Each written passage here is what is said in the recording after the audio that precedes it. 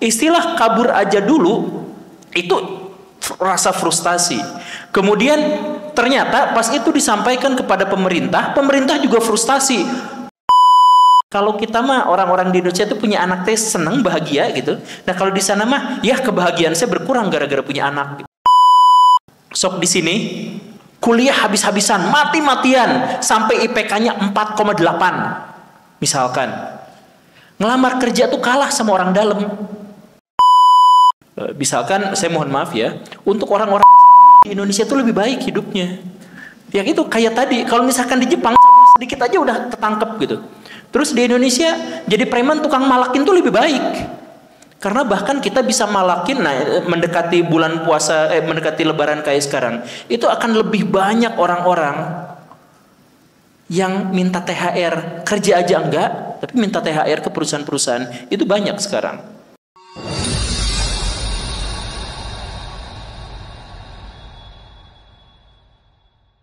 Assalamualaikum, perkenalkan nama saya Kiki. Izin bertanya Pak, bagaimana Bapak melihat situasi seperti kayak di hashtag kabur aja dulu. Soalnya saya mempunyai teman saat saya masih sekolah, saya tidak akan menyebutkan tingkat-tingkatnya. Saya ingin nanya, soalnya teman saya ini tuh mau kabur, rencananya tuh dia mau kaburnya tuh ke Jepang gitu.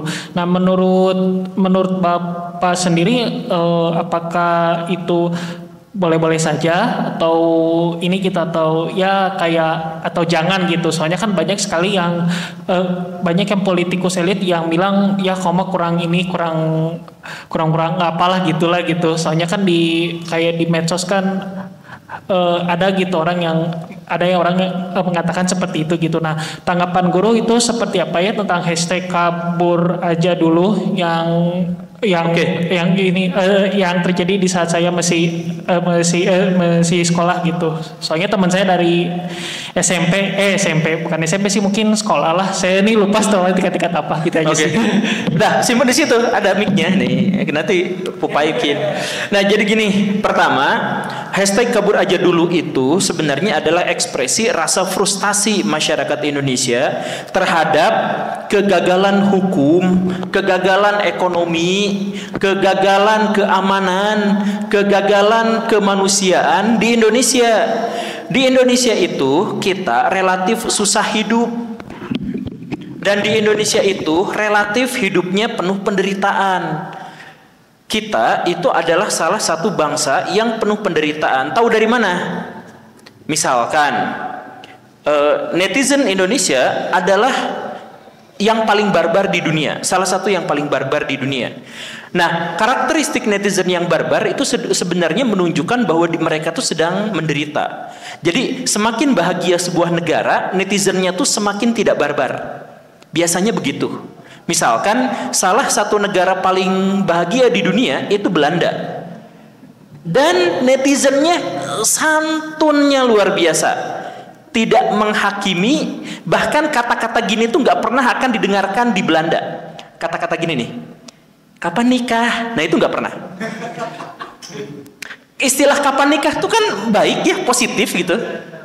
Tapi itu kan nyelekit. Nah orang Belanda sampai level kata-kata yang baik pun tidak akan keluar kalau itu berpotensi akan menyakitkan orang lain. Sampai sebatas itu. Dan di Belanda waktu saya main ke sana, nggak pakai monopoli. Ternyata mereka tuh sampai harus mengimpor narapidana. Saking tidak adanya kriminalitas. Kriminalitas tidak ada, dan mereka tuh sampai dirapatkan di DPR karena sipir-sipir penjara mereka tuh ngegabut. Secara literal ngegabut, makan gaji buta. Nah, karena di dalam penjara kosong tapi sipirnya harus kerja, mereka mengimpor narapidana dari negara-negara yang lain. Saking tidak adanya kriminal. Nah, artinya apa? Mereka tuh pas disurvei adalah salah satu bangsa paling bahagia di dunia. Dan bahagia itu merujuk pada mereka tidak menghujat, tidak ngata-ngatain, tidak maki-maki, dan tidak menghakimi. Jadi kalau misalkan ada orang yang tidak buka puasa, yang tidak berpuasa tidak digerebek, B aja gitu. Tapi mereka sampai sekarang yang non muslim dan ateis bagi-bagi takjil setiap wayah gini ke komunitas-komunitas muslim. Nah, karakteristiknya seperti itu. Karena apa? Bahagia. Nah, kalau di Indonesia itu jelas menunjukkan karakteristik yang tidak bahagia. Karena apa? Istilah kabur aja dulu itu rasa frustasi. Kemudian ternyata pas itu disampaikan kepada pemerintah, pemerintah juga frustasi. Kabur aja berarti kamu tidak nasionalis gitu. Nah, ini kan sebenarnya saya nanya langsung ke pejabat yang dimaksud. Iya kan, kenapa bisa kayak gitu? Yang ngerti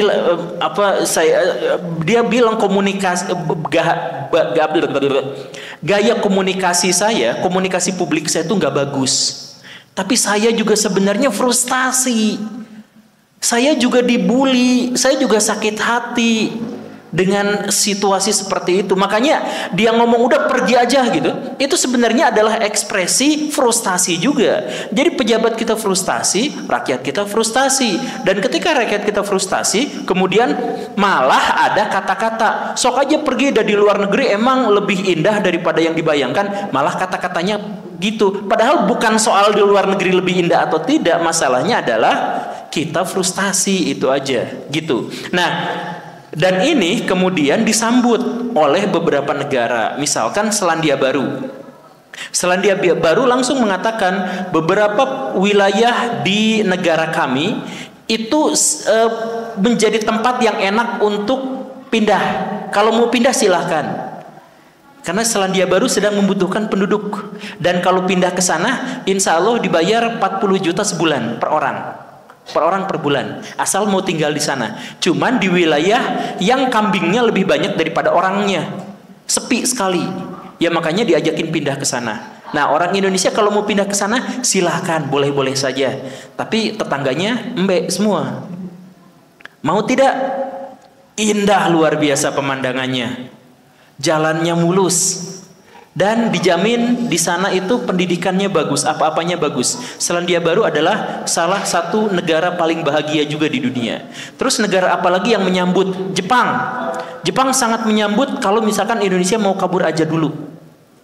Wah, itu mah sudah nggak usah disebut. Di sana memang mereka itu sangat ingin mendapatkan tenaga kerja karena orang-orang Jepangnya sudah berkurang. Saking bahagianya mereka sampai tidak mau punya anak.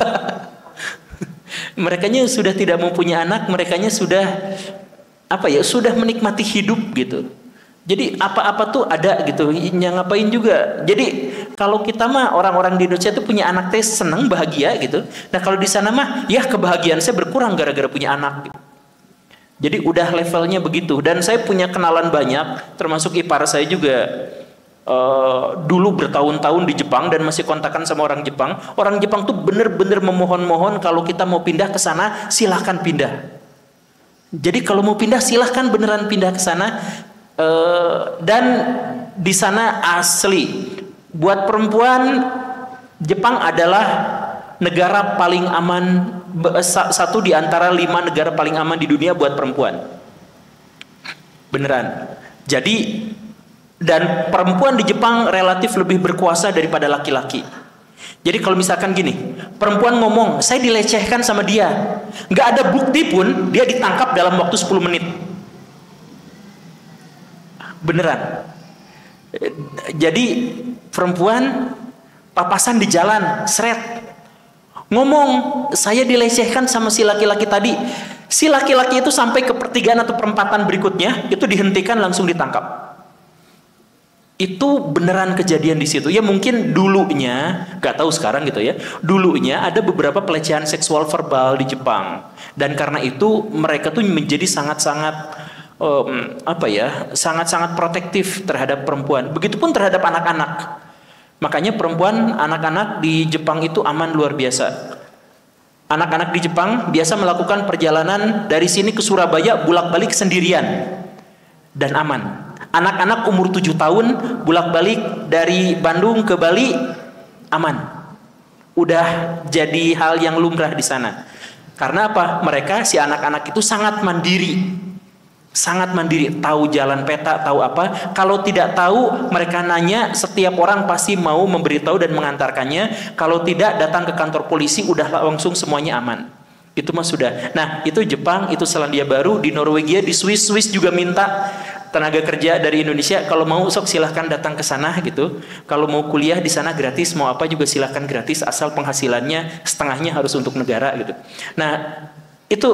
Jadi pikiran sebenarnya masyarakat kita itu kabur aja dulu tuh bukan gara-gara di luar tuh bagus atau tidak, tapi gara-gara di sini tuh kita tidak punya kepastian. Sok di sini kuliah habis-habisan, mati-matian sampai IPK-nya 4,8 misalkan.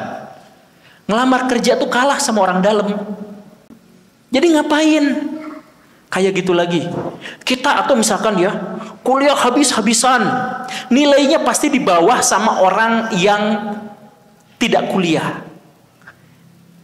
Lewat jalur orang dalam. Ada mafia yang menjadi penguasa di Banten, itu kuliahnya satu angkatan dengan saya. Si cucunya dari mafia di Banten, itu kuliah di kampus yang sama dengan saya. Konon katanya, dia nggak pernah masuk, tapi lulus paling cepat, IPK paling tinggi. Jadi ngapain saya kuliah mati-matian gitu. Saya jadi atlet bola, pemain bola paling jago, paling berbakat. Mau masuk seleksi, itu dilihat ada keluarganya enggak. Itu nyata, main bola, main basket, semua di Indonesia kayak gitu. Jadi susahnya luar biasa.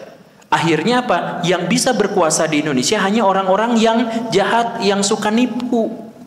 Nah karena seperti itu maka ada orang dalam. Karena itu ada tagar pergi aja dulu, kabur aja dulu. Jadi, nah solusinya gimana tuh? Gimana kita sekarang di sini?